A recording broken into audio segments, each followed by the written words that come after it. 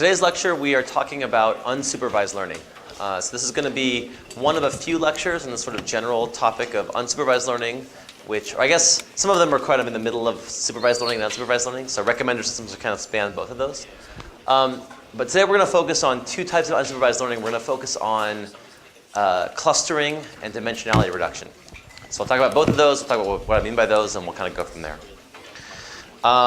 In addition, as you probably know, the homework will be out tonight. I'm going to try very hard to post the notes for naive Bayes, at least, up by then, because there is a problem on the naive Bayes. So you can watch for that, midnight or hopefully midnight, possibly later. That's basically the ones for the probabilistic modeling and maximum likelihood estimation notes. And then everything, and that should cover what you need for that assignment. Also, as you also know, the tutorial is due on Friday, so I am also traveling tomorrow and Friday, so I will not be very responsive over email. So if you have a question that's sort of an urgent question for the TAs, email them on Piazza. I will talk with them and we'll try to be very responsive the next few days on Piazza, just because I also can't respond the next few days, or I can't respond quickly the next few days. So that's going to be the situation for the next few days. And unfortunately, it is Friday, but I will be gone Friday, but we'll have to sort of make do. Okay, so today is actually going to be a pretty quick overview of a lot of topics that could go into much more depth of. But we're going to basically cover three topics. I'm going to start by covering unsupervised learning as a whole, kind of as a broad topic.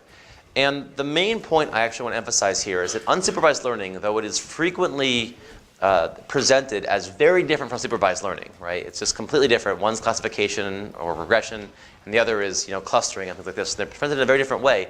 There's actually a very close connection between the two methods, supervised and unsupervised. And in particular, they can still both be formulated in the exact same manner of specifying a hypothesis function, a loss function, and a method of optimization. So it's really more important, I think, to pay attention to the similarities than it is to the differences. And similarly, and then we're going to cover k-means, which is a clustering algorithm, and principal component analysis, which is a dimensionality reduction algorithm. But again, I'm actually going to present them as just instances of the same type of method. So they're actually very similar, and there's close similarities there. And so I'll cover that and kind of go over what the similarities are and why those are important. Okay, so let's dive into unsupervised learning. Any questions? I guess I should have asked that before logistics. Any questions about the logistics of the assignments? So the post for like the submission and all that should be working. So you might want to try submitting early, because you can't use late days for the tutorial. So you might want to try submitting early just to make sure, even if you have an incomplete thing, so that you can submit and not have issues with your submission right on Friday.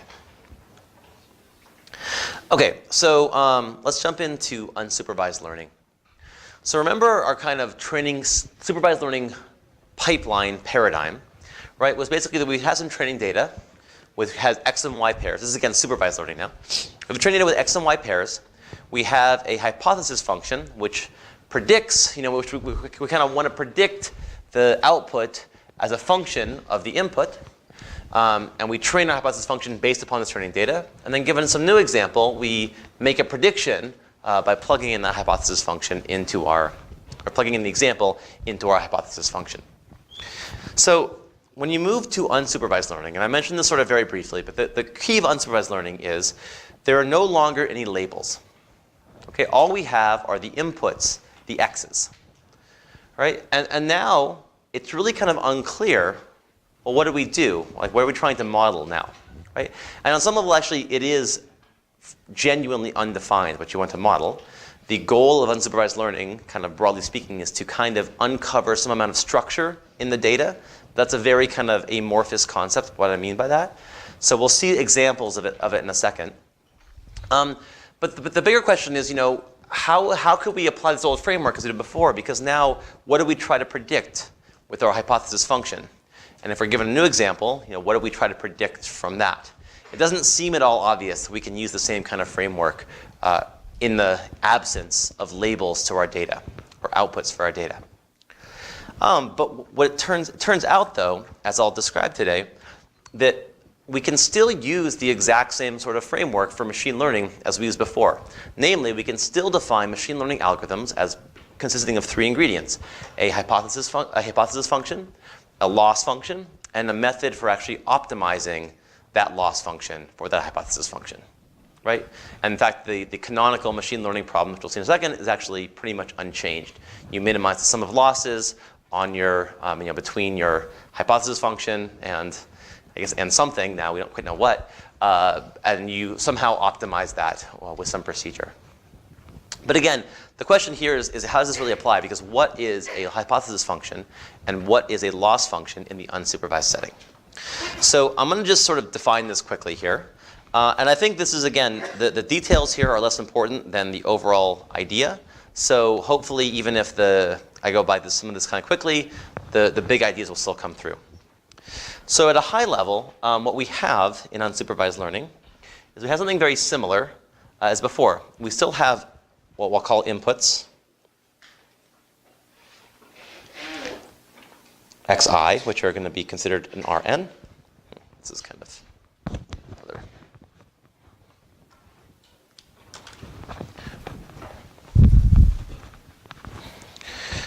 Inputs xi and Rn. We don't have any outputs now, though, right? So that part of our setup is gone. But we still have parameters, right? And I'm going to call those, again, theta. I'm going to say they're an RK, because unlike before, there's no notion of sort of these two ever being the same. It's not like our hypothesis for even a simple class is the same size. The number of parameters is the same size as our input. So I'll kind of just define this generally.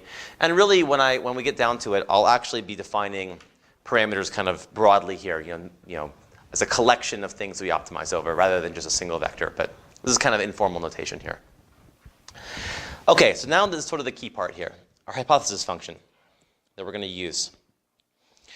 What this is a hypothesis of a function, which we're going to write as h of theta again. So it's parameterized by theta, which is going to take inputs in Rn. So it takes inputs like before and produces outputs of the same type. So it's also producing outputs in Rn. And what we want, the goal, is to form some function such that when I plug in an example in my training set to this, it approximately gives me back my input. Now, that seems weird, right? Couldn't we just define it as being equal to the input? Isn't that a function? So obviously, yes, we're going to restrict our class of allowable functions such that we can't just return its input. But this is sort of the framework for unsupervised learning. And so the loss function that we define is going to basically measure the difference between our prediction and the actual input. So our loss now is a function which takes two inputs in Rn, right? One is our prediction and one is our actual input, and again outputs sort of a positive real number. And for example, it could just be the squared difference. L h theta x and x could be equal to the squared difference between our hypothesis prediction and our actual prediction. And in fact, as we'll see, both principal component analysis and k-means both use this loss function here. They just use different hypothesis classes, and that's what leads to different optimization techniques. But the big difference is just different hypothesis functions.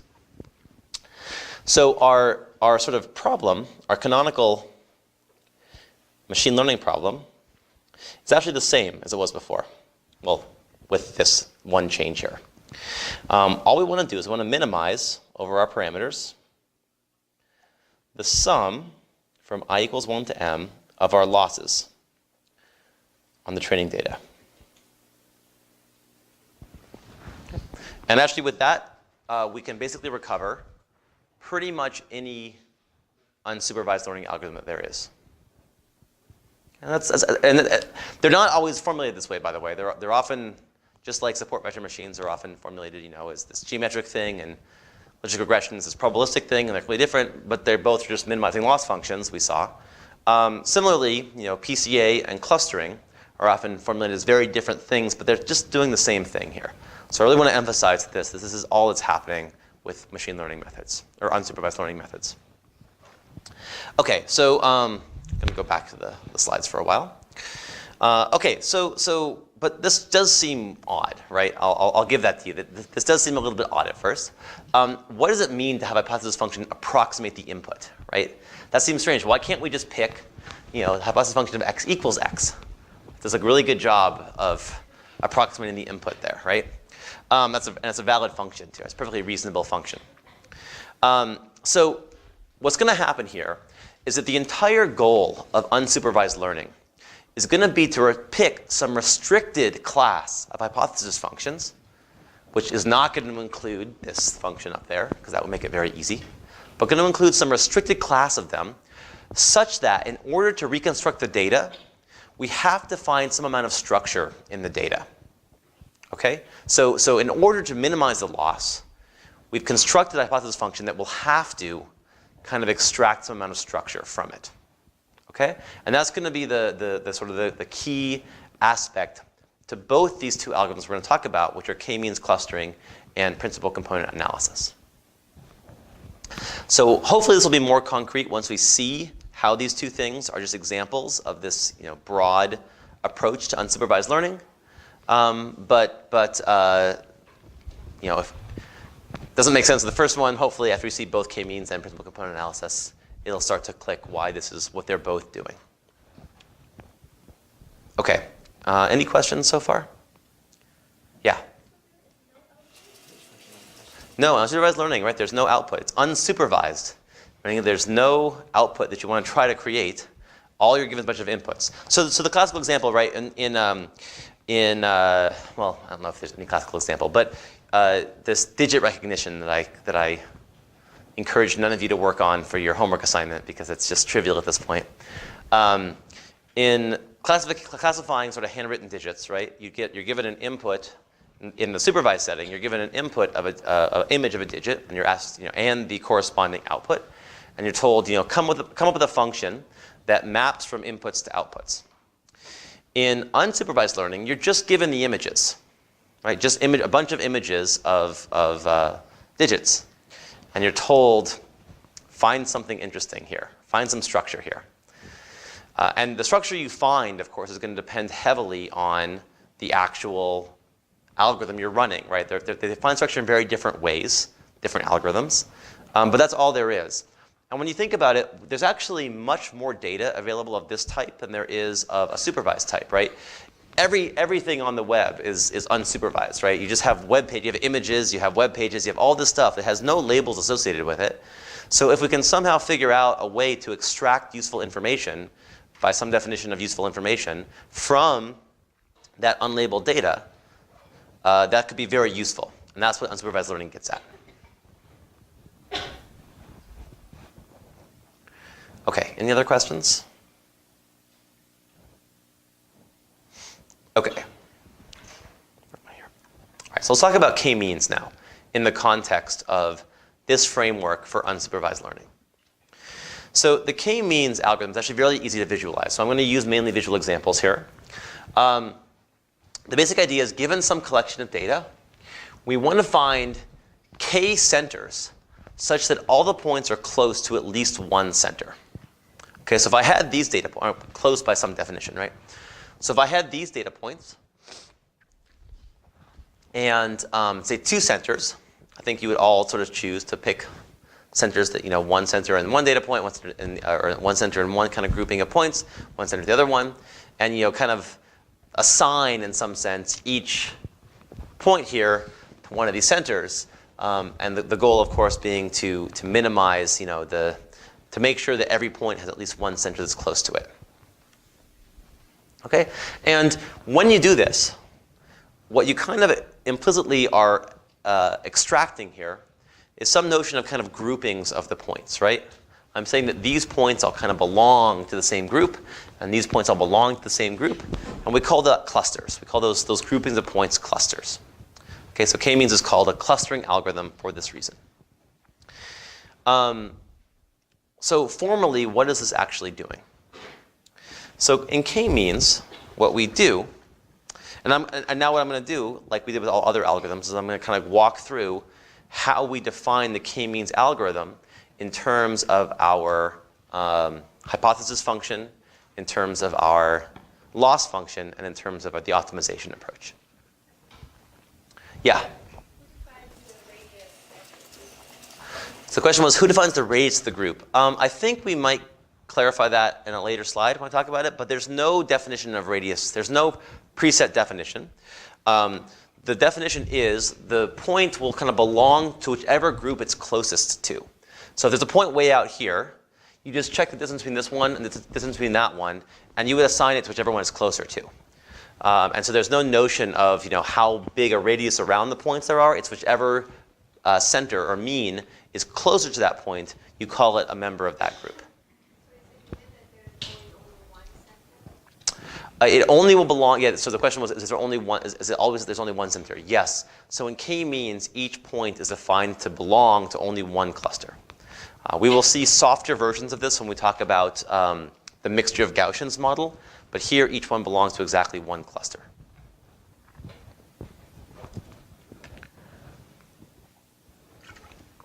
Okay. So here's how we're going to do it. All right, so I'm going to first define what the parameters of the k-means algorithm are. And I'll do that by way of defining the hypothesis function. So the parameters for k-means, those are really equal to these set of centers. So u1, that's mu1, mu1 to mu k. So just to clarify here, I'm using k here because everyone uses k for k-means. I originally said that theta was an rk, but that's not the case here. Theta here would really be in, if you think about the number of parameters, there are really going to be n times k parameters because we have each point's n-dimensional. The centers are in the same space as the points themselves, and so you have n, k total parameters. In general here, really for a lot of the next few lectures, we're not going to deal with parameters that are just single vectors as much anymore. And so I'm going to generally refer to theta as just kind of a set of all parameters. Right? But I'm still going to use theta to refer to our parameters. So here are our parameters, where each mu I here is a vector in Rn. Okay? And again, xi is also in Rn. So it's in the same dimension as our inputs, which they have to be, right? Because we're doing things like comparing, we're plotting them in the same kind of space here. Okay, so those are our parameters. And our hypothesis function is the following thing.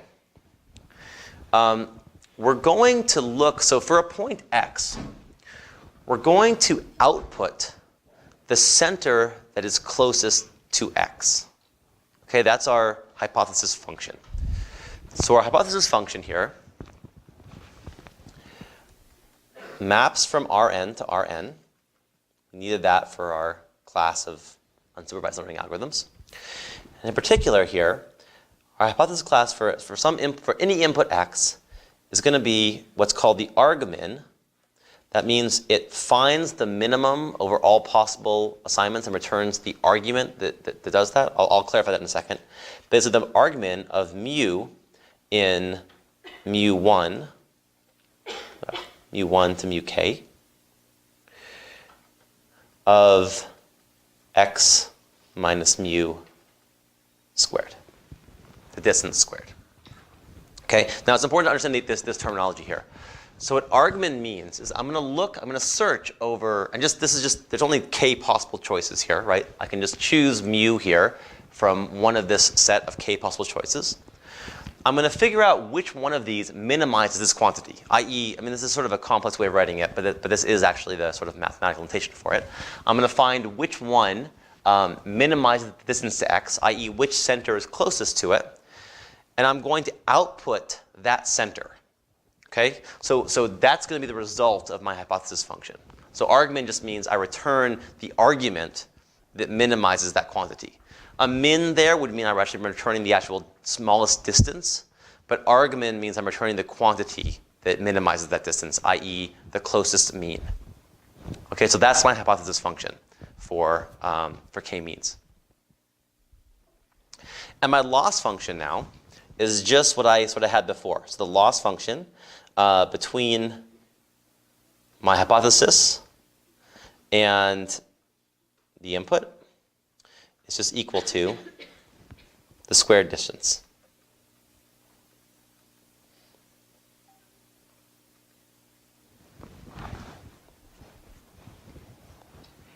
Okay, so that's all there is to the definition of k-means in terms of this. And then, of course, our resulting optimization problem is we want to minimize over theta, but theta here is really mu1 to mu k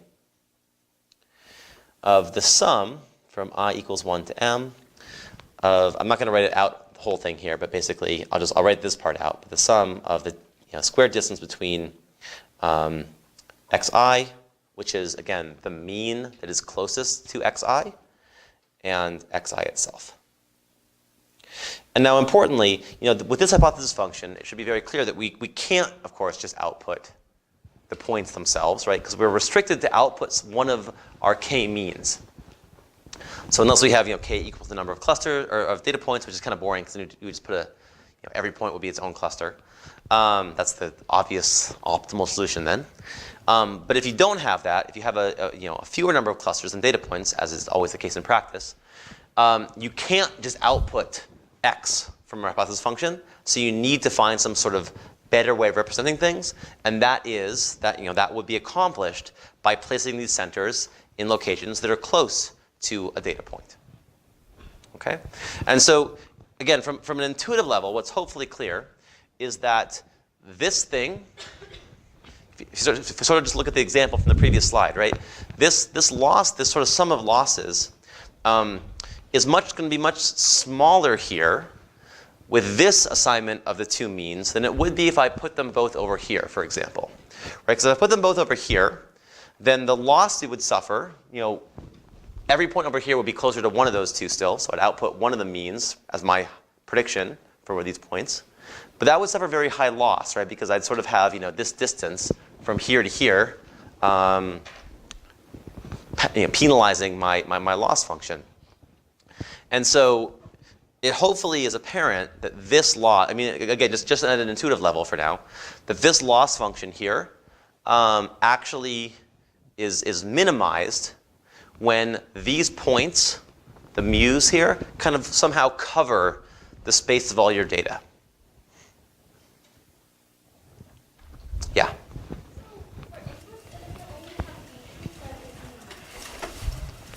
So the question was, can this only work features that are numeric?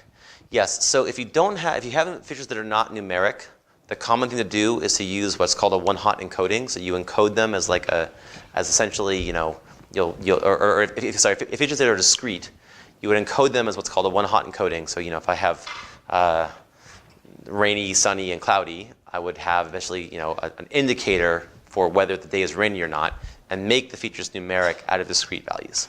But yes, the way I'm presenting it here, you need numeric values to apply this. And it usually applies to that anyway. If you have discrete quantities, you can still do it, but you have to use an encoding like that, like a one-hot encoding.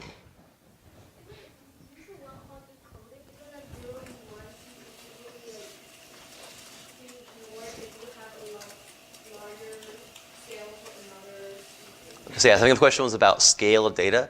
So just like with, say, RBF features, or for that matter, least squares, you do have to worry about the scale of your data, right? So you definitely have to worry about the range in which your data is scaled in and the range in which your features lie.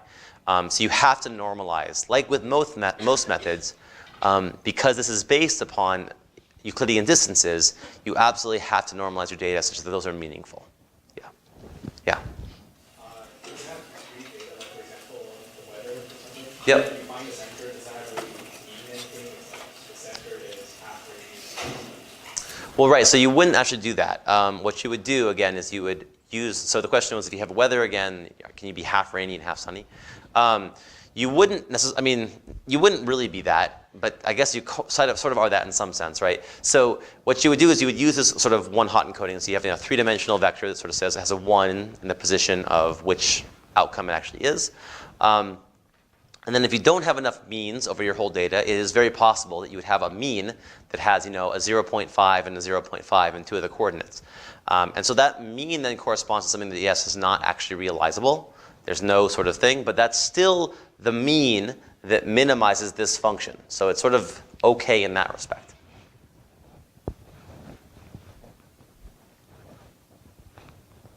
Yeah?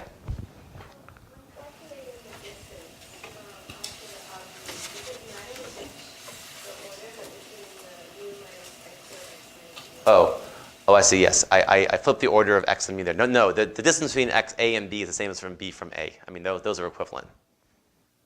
Yeah, those are identical.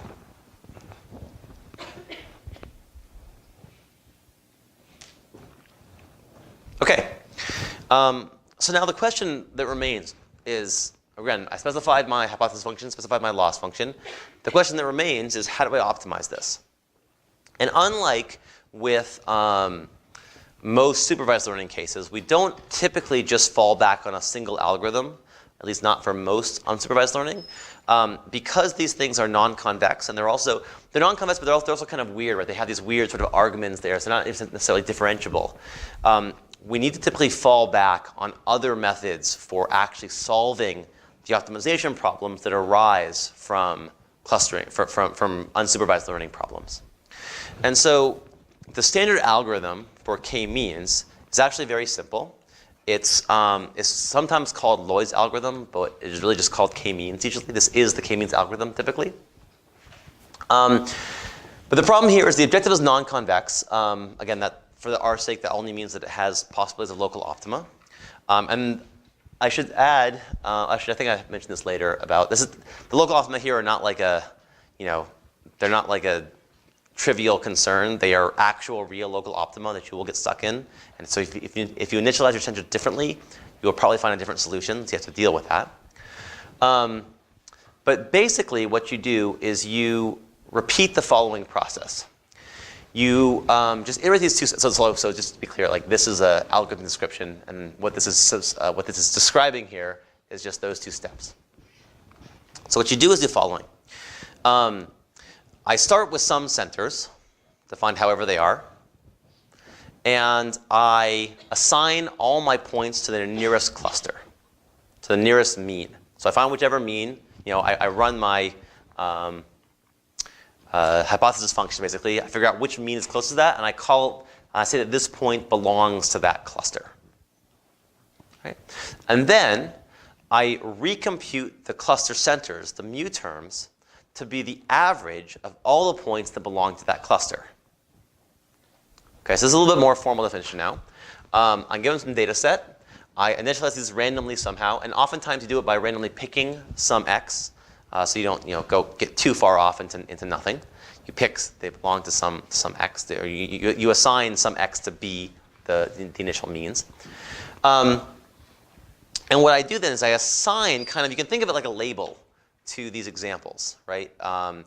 It is the argmin, the j. So again, it is the argmin, so it's going to be the index j that corresponds to the closest mean. So whichever mean is closest to it, I'm going to assign that index j to be my kind of pseudo label for that example. And then I'm going to so this is step 1 above. And then in step 2, what I do is I set my mean, my center, mu j, to be equal to the mean, the average of all the data points, such that their labels equal to j. Okay, so I first assign to a cluster, and then I recompute the means as the mean of all the points in that cluster. Okay, so let's I have a few things here. I have a poll, but maybe actually before I do that, I'm going to jump ahead a few slides and just show how this looks in practice with 3 quick examples here. Okay, so I've picked now. So I have these data points here. This is an example of running k-means algorithm. I have these data points here. And I've picked randomly, 3 points, 1, 2, and 3. And then what I've done is I've computed for each of my data points. So just to be clear, these points here are x, and the black points there are the 3 means that I have. So I've computed now for each of my data points, what is the cluster that they are closest to. Right? So these here, I didn't really color these, but obviously this one is the red, that one up there is the blue, and that one up there is the green. So this point here is closest to the red, this point here is closest to the red. This point here actually is pretty close. Also, the axes here are not quite equal, so it's hard to see. But actually, this one is actually a little bit closer to the green center there than it is to the red center. But basically, this is that first step where I've, first of all, randomly intersected clusters, and then assigned each point as belonging to one of those. Okay. So now what I'm going to do is I'm going to now look at, for example, all the red points, and set this mean to be the average of all the red points. Similarly, set that point over there to be the average of all the green points, and set this point there to be the average of all the blue points. So when I do that, I get these as my new centers, and then I have to repeat this process. Okay? So now I have these points as my centers, which is starting to look like the groups you sort of naturally see in the image here. So what that means, again, is that this is now the center of all the old red points, not these red points, but the old red points. I've moved it here. That's the center of all the old blue points and the center of all the old green points. And so now I again compute what's the closest point to all my, I again compute what's the, for each point, which center are they closest to. And so all these red points here are closest to this one. All the blue points there are closest to that one. All the green points there are closest to that one. I move my means again. And I have this one. And now something happens. Now, though I think it actually needs one more step to make it official. But basically, so I do this again, right? I recompute the means, recompute the center to closest ones. And if I do this again, what I find is that nothing changes, right? No point after this. The points, are all actually closest to their center there. So if I run this again, all the points will still be close to the same one. Therefore, the means will be the same, and the procedure is converged. All right, so that's how the k-means algorithm works. It's actually a very intuitive kind of visual algorithm. It's very easy. But again, sort of the point I want to emphasize is that it is, in some sense, still solving this hard, minimization of loss given a hypothesis function. Yeah? The question is the convergence guaranteed? Yes. I'm not going to prove it, but it is guaranteed to converge. Eventually. In fact, it will converge in a finite time, but it could be a very, very long time. In practice, though, it converges pretty quickly usually. You get to a point where either the clusters don't change at all, meaning you will never change after that because that means the centers will stay fixed, iteration to iteration, or they will only they'll be kind of changing like the boundaries. Like this will be flipping around a few times, but that can't happen forever for a reason that I might allude to next. But basically, you will typically converge pretty fast in practice. Okay, so let's open the poll now. So the poll here is asking the following thing, and actually relates to this question of convergence. I actually just want your opinion here. It's more what you think will happen, not what you can prove formally will happen. So the question is, if I run this k-means algorithm, and I run it for one step, i.e. I compute the closest clusters for each point, find the closest, by finding the closest center, set the center to be the mean of all the associated points. What happens to the sum of the losses after that iteration? So the question is, so the options are, and these actually are exclusive here. So I think I probably actually selected like multiple choices for this poll because that's how it always works. Wait, where is the question is, what will happen to the losses? So the options are, they can, each loss will decrease. I guess this one would imply this one, but pick the most specific ones. If you think this happens, pick this one. Each loss decreases. So for every point, you basically, the distance between the hypothesis function and that, or the loss between the hypothesis function and that will decrease for every point. Option 2 is that the sum of the losses decreases. So not everyone has to decrease. Some of them can increase, but all of them, as a whole, have to decrease. And the third option is that sometimes the sum can increase, sometimes it can decrease. Okay? So let's open the pull up. Okay, so let's see what people said. Okay, so most people said the sum of losses will decrease. So actually, does someone want to argue why they believe that to be the case?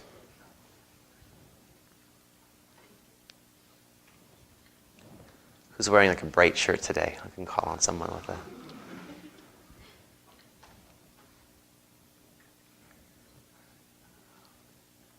Yes. So I think on it was that there were multiple steps, right? And we were told that there's a reason for this. Okay. The other issue was that the losses that we see from the superscript Mm-hmm.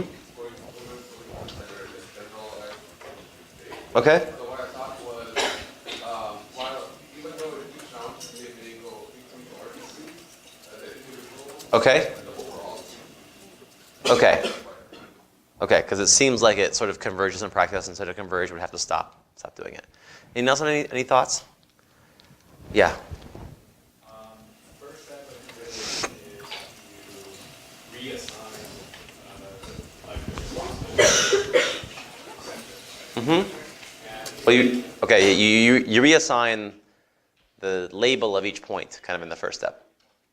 You only reassign if the velocity, if the distance is smaller than you. Yep. So, or the same. So, like at this step, it won't decrease. Mhm. It will belong to me. Yep. And then the next step, the next step is if you move the system. Right. But you're taking a mean total, the total should still be decreased, like non-increasing, although like each point might increase. Yeah. So that's actually exactly right. So that's completely right. So just to repeat that, and again, I'm only going to give the intuition here. I'm not going to give sort of the actual formal proof. But basically, you can think of each step of this algorithm as trying to minimize the sum of losses, actually. So the first step reassigns each point to the closest one.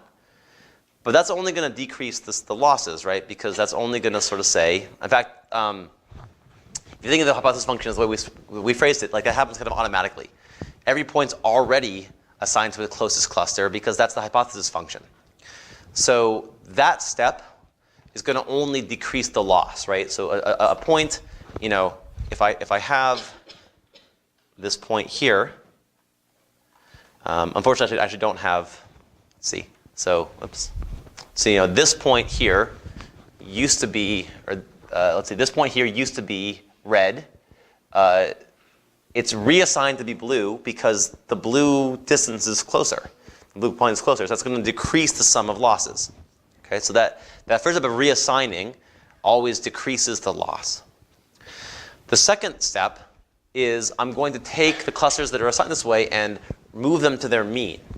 And what this is doing is this is basically just if I have a bunch of points, I want to minimize their sum of squared errors to any given point. I will assign that point to be the mean of that collection of points. That the mean minimizes the sum of squared errors between a collection of points and some single set of parameters.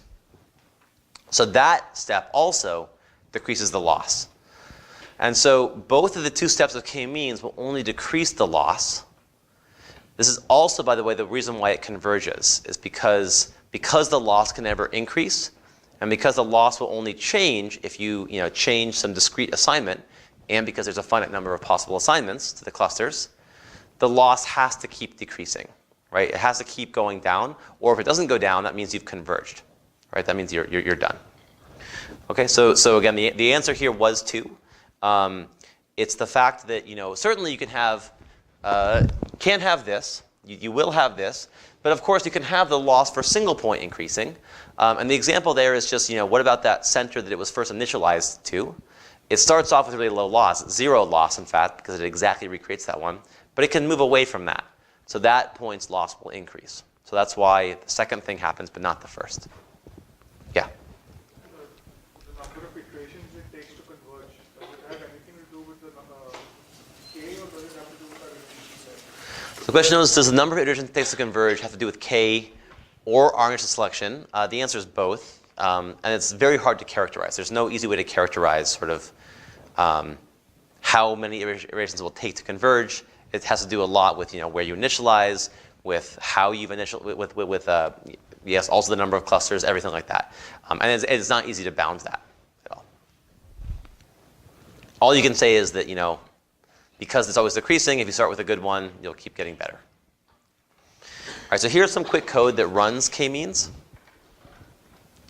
And again, scikit-learn will have an implementation for this, but the reason why I include these things is I do want to emphasize just how simple these algorithms really are. It's essentially 3. I mean, you don't even actually need this line. It's essentially 5 lines of Python code. So the way this is working is that I first assign my means randomly. So here I have my data points, the number of clusters k, and the maximum iterations. I start by assigning my means to be some choice of k random centers. I then compute this distance matrix between all my points and all the centers. And you remember last time we had this trick for computing all these things simultaneously. It was sort of this little line here. This simultaneously will compute the distance. We covered this, I think, when we talked about RBF functions. But this little function here is a handy one-line trick to compute the distance between all the points and all the centers. So you'll need for loops. This will be much faster because it's using linear algebra as opposed to a bunch of for loops. But this will compute all pairwise distances between every point and every center. What I do here then is actually assign a matrix of, essentially a matrix of labels of which point corresponds to which. So this argmin in this axis basically is the label that each point corresponds to. And this is just a little trick where I'm basically assigning, creating a one-hot encoding of which label it's assigned to.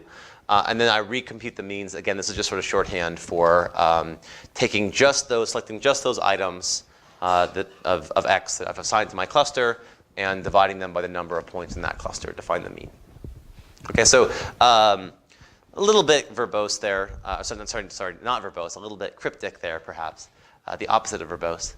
But it's really simple, and it's actually, it's unclear if you need scikit-learn for this, like a lot of things, right? But you can still use it if you want to. Okay, so then we have our little thing we saw before, and so before I finish, though, I want to say the following. So k-means does have the real possibility of local optima. Okay, this is not a convex function. This is not a function with only a single global optima. You can and do get stuck in bad assignments to your clusters.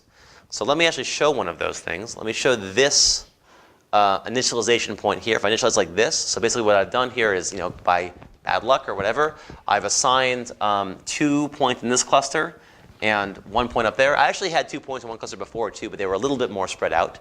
Here I just got a little bit unlucky. And if I run with this, what happens is I get this as my next step. And actually I make a few little changes here, but basically at this point I'm now done. The points are such that these red points are all closer to this one, the blue points are all closer to this one, and the green points are all closer to that one, and so this never changes. So I've converged now to a setting where you would think that this looks like a bad clustering, but it is in fact a local optima. You will never get out of this position by running the k-means algorithm. Okay? So because of this, it's very common to do a few things. It's common to try multiple initial random seeds, but it's also common to use a different method of initializing your clusters than just picking randomly from your data. And so this, the thing I'll highlight here, actually, is what's called the k-means plus algorithm. And the idea here is really simple. And this is sort of incredibly common, so I just want to spend 2 minutes mentioning it. Everyone uses this in practice when you use k-means. What you can do is when you initialize the centers, don't select them randomly, but instead sequentially select the clusters in a way where their probability of selecting a new data point as your next cluster is proportional to the minimum of to its the smallest distance between that point and any of the existing clusters.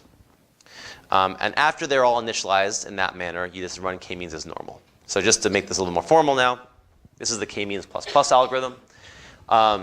Instead of initializing all my data points randomly, I just pick the first mean randomly.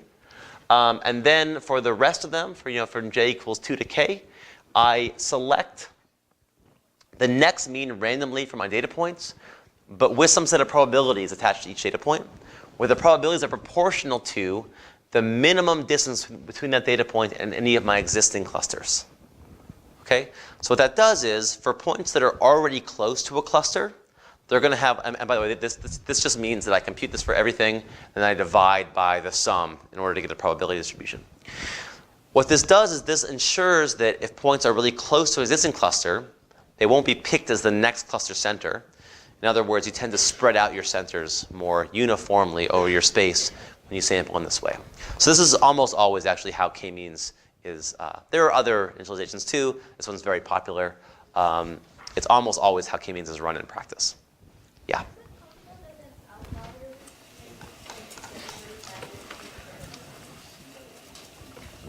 So the question was, is it possible that outliers make things really bad?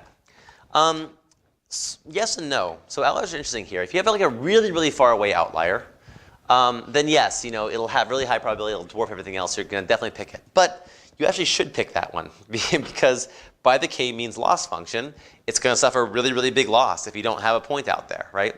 So I think this notion of outliers, you have a bigger problem with the k-means loss function than with the actual algorithm for optimizing it. Now, on the other hand, if you have one outlier that's kind of a little bit of an outlier, you'll still have, and you don't have that high of probability of picking it because you still, in sum, have a higher probability of picking, one from the other points. But if you really don't want outliers, then what I would recommend is, just like with regression, is you change your loss function. So you change your loss function from maybe an L2 distance to maybe an L1 distance. In other words, a sum of absolute values that is robust to outliers. This leads to something called the k-medians algorithm, which is also a very popular algorithm. So you can adjust this, but outliers, I would say, are a problem for k-means, not from this initialization standpoint, but from the actual loss function standpoint.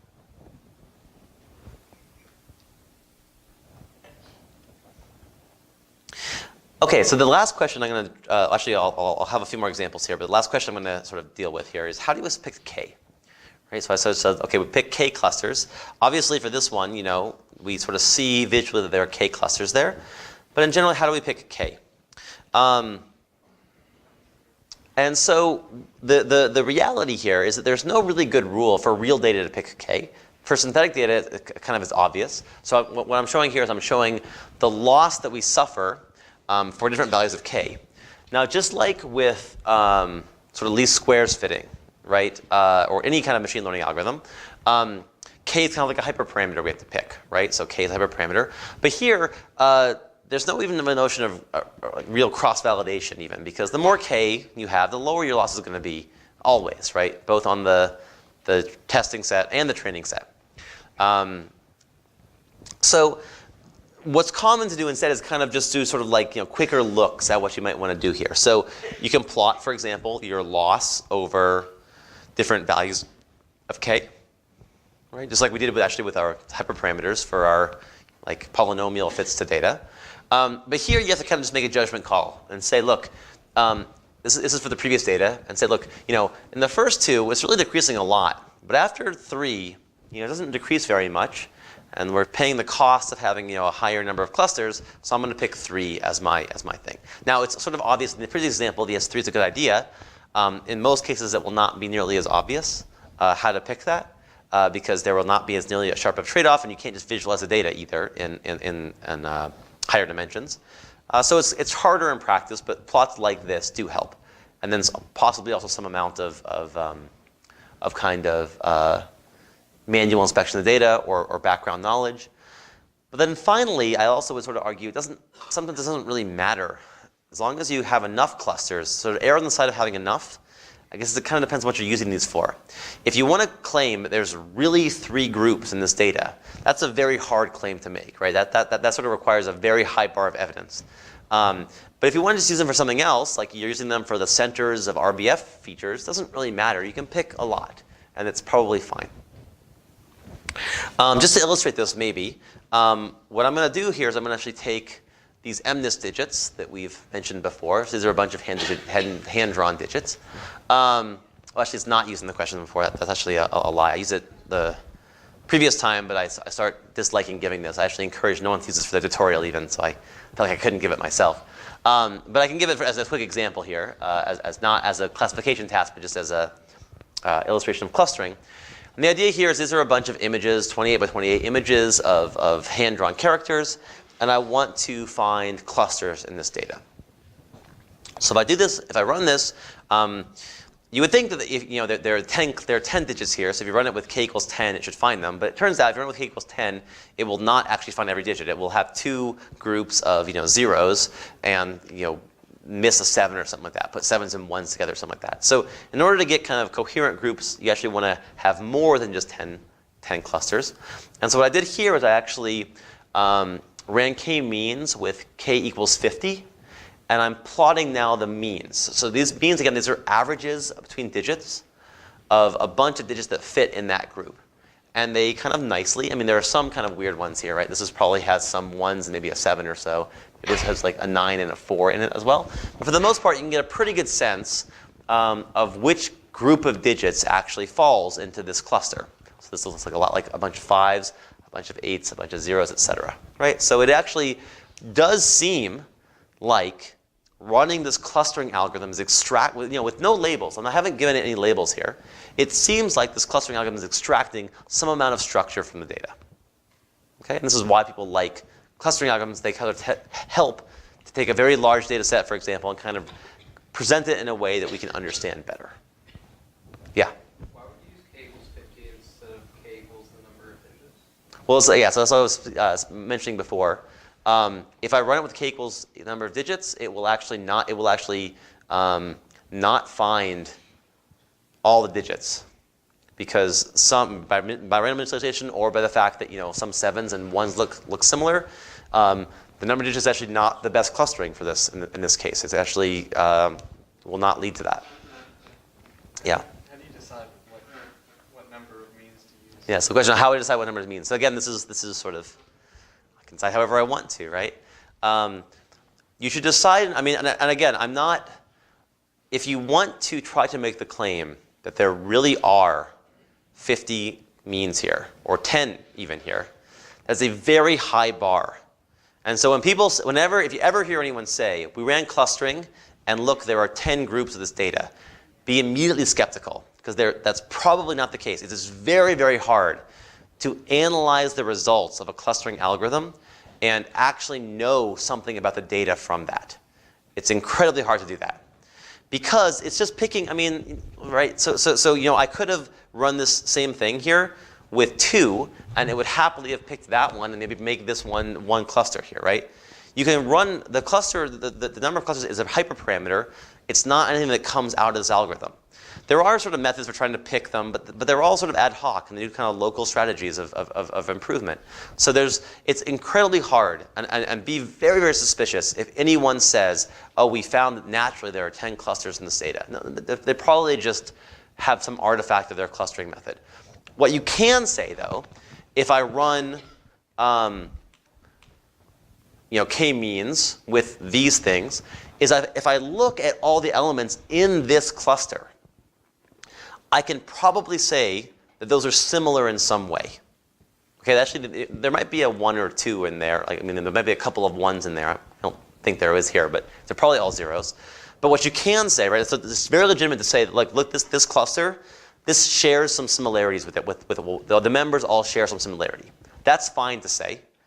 You cannot say from this, oh, look, there are 50 different clusters in this data.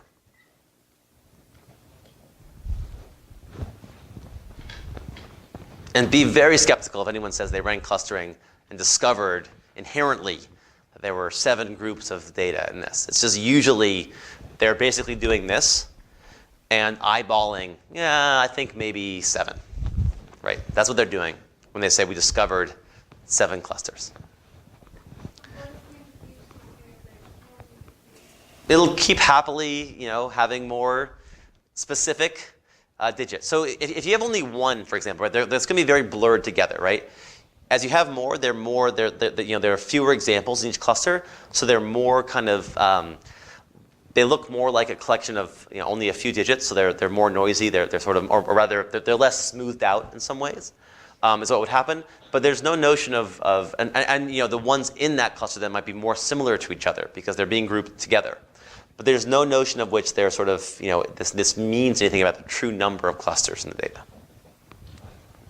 Yeah? Does the fact that, for example, there are more cluster centers of 7 here compared to, like, for example, 3, that more people write 7? I think the classes are pretty balanced here. So what it could mean, though I won't actually claim it means this, is it could mean that there's more variance in the types of 7s people write than the types of 3 they write. But actually, I don't think that's true because these look pretty similar here. Actually, it's hard to say because they could be in different locations in this thing, right? So it's kind of hard to say. But it could mean that there's more variance amongst the 7s. It does not mean anything about the actual balance of classes in the data itself.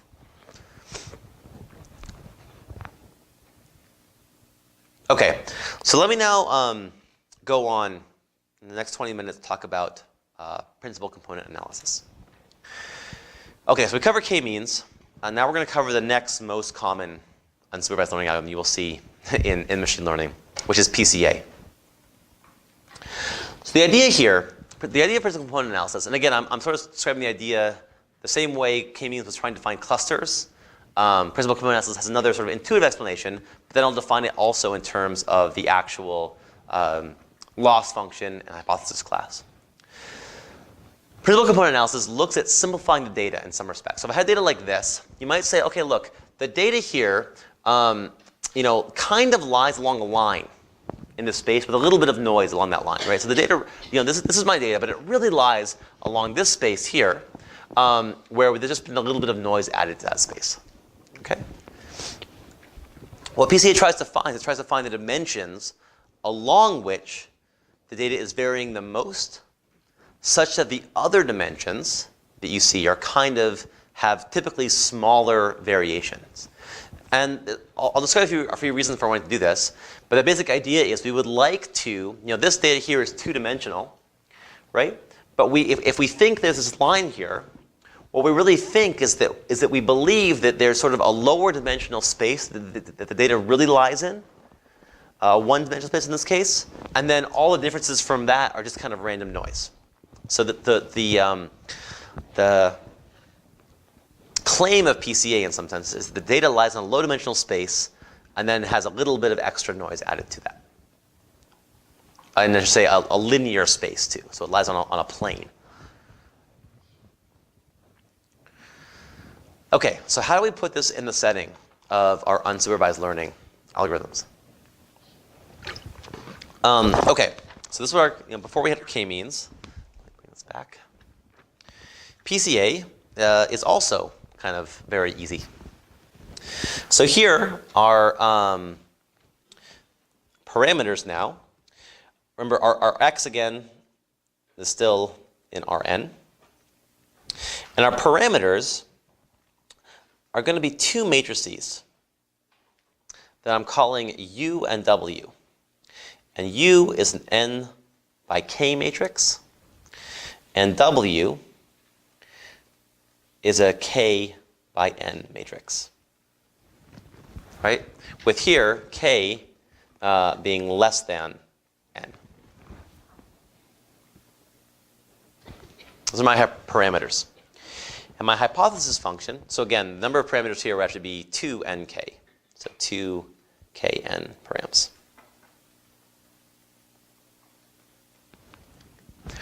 My hypothesis function is, I'm going to take x. I'm going to first, it's going to be equal to, I'm going to first multiply it by w, the matrix w, then multiply it by u. Okay. Now, importantly, so x, remember, is n-dimensional, a vector, so it's n by 1. So how big is this thing here? How big is that vector? K by 1, right? All right, so it is, and because k is less than n, it is smaller. So this vector here is kind of our reduced dimension representation of our vector. Okay, so that is, the points along this line that actually, in the dimension of this line. The U matrix then, so how big is this whole thing when I multiply this all together? How big is it? N by 1, right.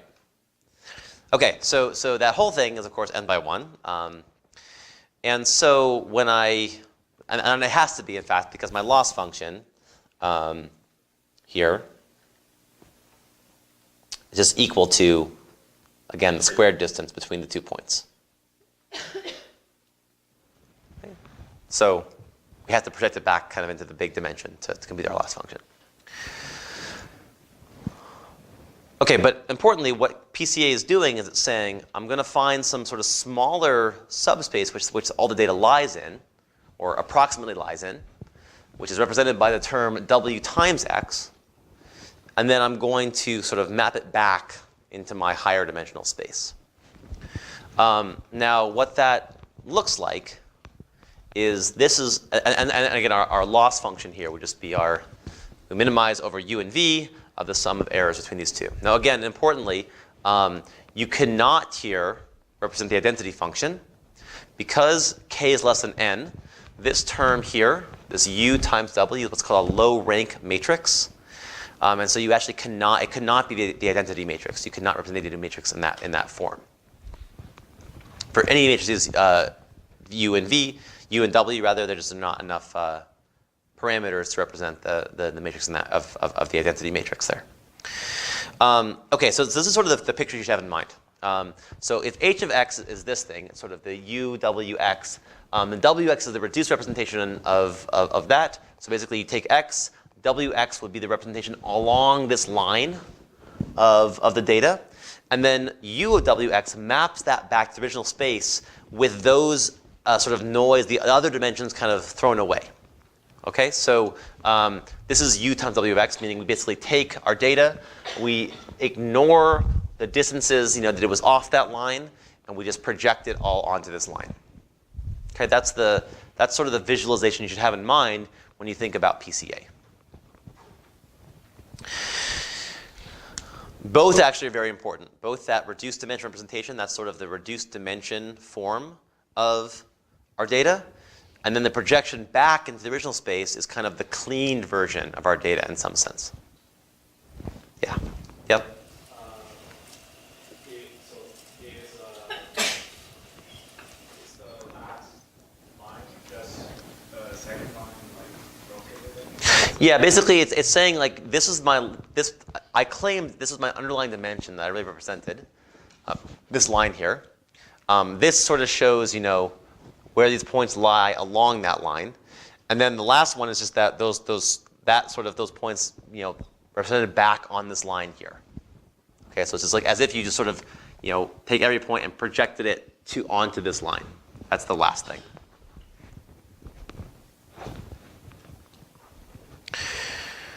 Okay, so the question, of course, now, and I should write this. Let me just go back to here. Our canonical ML machine learning problem is to minimize over theta, which is u and w, of the sum from I equals 1 to m of u, w, x, I minus xi squared. the Euclidean distance squared. Okay, so now the way we do this is also, I should add, a non-convex problem.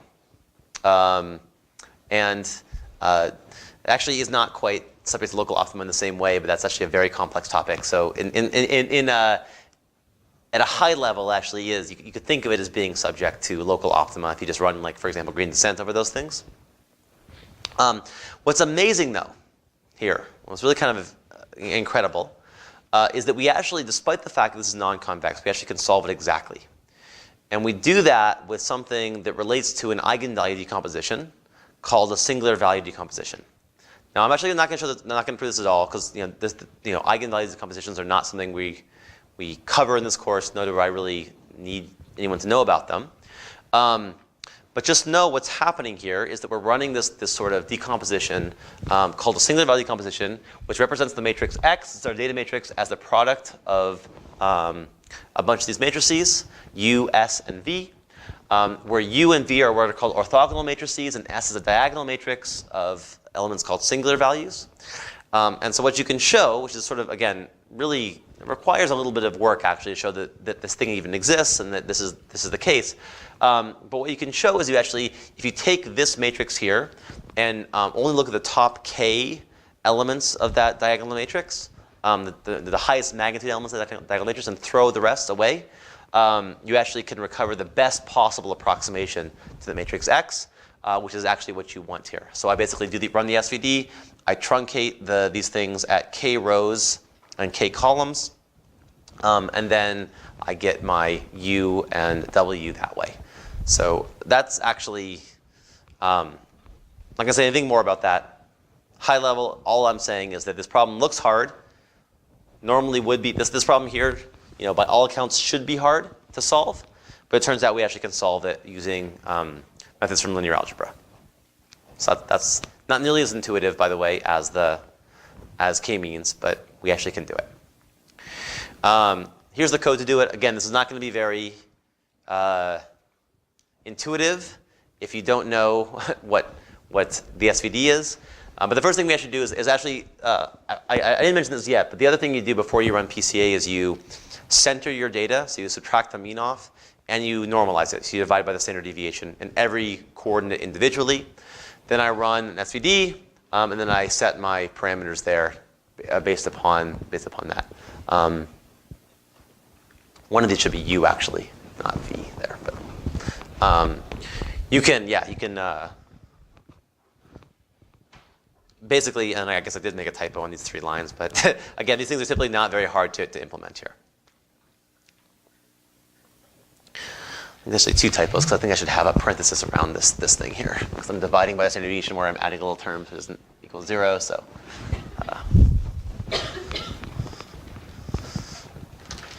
I'll fix that by the notes.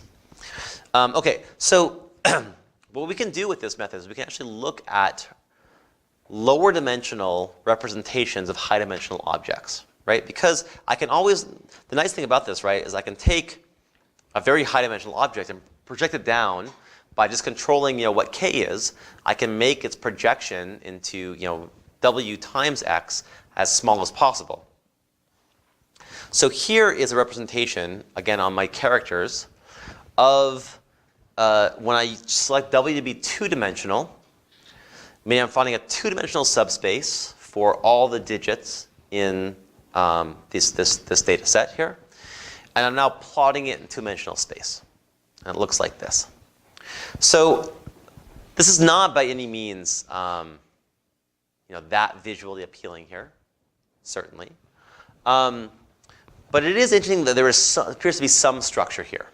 So for example, these dimensions are, of course, meaningless. They can be whatever they want, right? They can be whatever they want to be. They're just coordinates of a random projection, or some, I shouldn't say random projection, coordinates of some projection. But we see some structure here.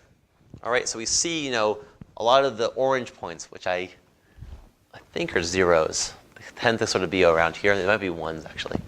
The red points seem to be more spread out. I actually should have figured out which cluster was which here, but there does seem to be. I mean, and again, I'm not claiming anything sort of drastic here, but I'm just saying that there does seem to be some. It isn't like they're all randomly spread about. There is some structure there in the lower dimensional representation of these digits. I'm coloring them, I should say, by their actual class, right? So I'm all the orange ones are say 0, all the red ones are say 4. I'm not sure what it is, but that's how I'm coloring them there. Yeah, question. Are there just 10 colors in that chart? The question is, are there 10 colors? Yes, there are 10 colors in that chart. Yeah. Okay, so this is a valuable way of looking at PCA data. So this is looking at, what this chart is really showing is this chart is showing WX, right? So it's showing the projected, the low dimensional representation of these digits. It is also, it doesn't remember, I guess, yes, good point. I just wrote WX. This is showing WX, thank you. It is also useful to see, to visualize the projection back into the original space. That's what we're comparing to, right? We're trying to make that as close as possible to the original digits. So it's also useful to visualize this. And this term, this term, this one here is just in some random space, right? So that you can't make any sense of what these things actually mean here. But this term is going to be back in the original space of the images. So if they're, or data. So if they're images, I can actually just look at the images once I've applied this transform. And so let's do that. Here, by the way, the first 10 principal components, those are actually the columns of the W matrix. Sorry, the U matrix, so the column of the U matrix. And then here are the original images we have. And now I'm going to plot, in these next figures, I'm going to plot this term for different values of k. So I'm plotting the projection back to the original space of these digits when I have different values of k. And the point I want to make here is that oftentimes you use things like PCA as pre-processing of your data, right? So I actually take data that I'm going to use to feed to a machine learning algorithm, and I run PCA on it to kind of reduce the dimension so it isn't too big first.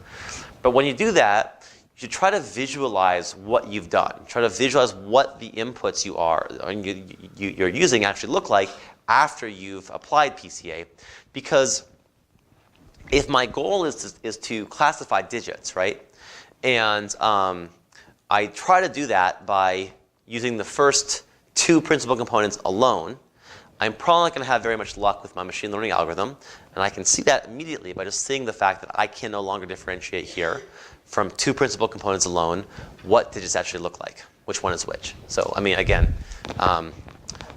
they can sometimes look like something, but oftentimes they sort of trick you, right? So, like this one here is a 1, right? And the reality, the reason why that happens is that you just don't have enough with only two components. There's not enough information to differentiate between the different types of digits there. If I use k equals 10, now they're starting to get a little more coherent. And k equals 100, now it's looking pretty good. So if I wanted to apply PCA as a pre-processing step and then run machine learning, it would make a lot of sense, I think, to take maybe k as 100, but not k equals 2. Okay, so I just have one more slide, actually. So the point I want to make is that as unsupervised methods, k-means and PCA are important in their own right. They can be used to discover structure in the data, right? So they can if there's data is very noisy, but there's a few dimensions of underlying structure, then PCA can and the structure happens to be linear, then PCA can try to extract that structure. If the data is clustered around a few key points, and most of the points are really close to one of these few centers, then k-means can work really well to discover that structure. But I actually think that k-means and PCA are oftentimes even more useful as a pre-processing step to later analysis, including supervised learning. So if I have a supervised problem, it is very common and typically very actually helpful to try to first process the data with an ignoring the label entirely with an unsupervised learning method, and then apply machine learning. Okay, so if I run, say, PCA, I can get the W matrix, and I create new points just to be my lower representation of my old data points. If I run k-means, I can extract k different clusters and create RBF features based upon those means. Okay, so actually, if you ever use RBFs in practice, you should do this. This works incredibly well as a way to find centers for your radial basis functions that you want to use as nonlinear features. So the big point here is that these things can be used by themselves to discover structure, but they can also be used kind of as generic data processing techniques and tools that you can use in a bigger supervised learning pipeline. All right, so next time we're going to talk about recommender systems, which kind of span the difference between supervised and unsupervised methods. As I said, the 688 homework is going to be on recommender systems, so you will not have that material until Monday. But the other problems you should be able to do when it's released tonight. Oh, also because I am gone on Friday, I will not be having the office hours this week, but I'll resume those next week.